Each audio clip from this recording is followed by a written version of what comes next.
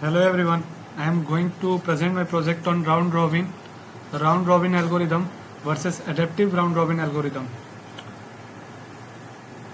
In operating systems, CPU scheduling plays a very important role in process execution. One of the most commonly used algorithm is round robin. Round robin used for the assigning process times like time quantum. It uses a fixed time quantum which is not always efficient for all types of processes. So the main objective is to compare the traditional round robin algorithm with an improved version called adaptive round robin, where the time quantum can adjust dynamically. Here you can see project interface. First we have input fields for arrival time and burst time, where users can add processes.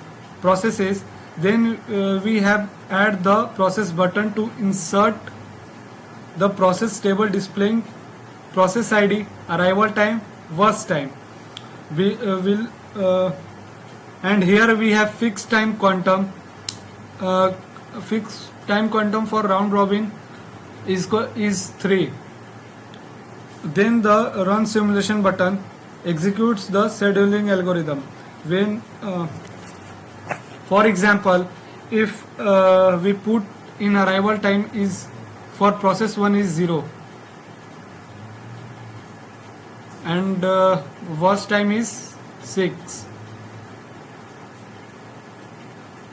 So here in display table we can see that process ID P1 arrival time is 0, burst time is 6. Now we add more process P2. For P2 arrival time is 2 and burst time is 4, and add a process.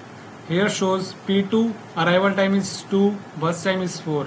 Now add for P3 arrival time is 4 and burst time is 2. Add process.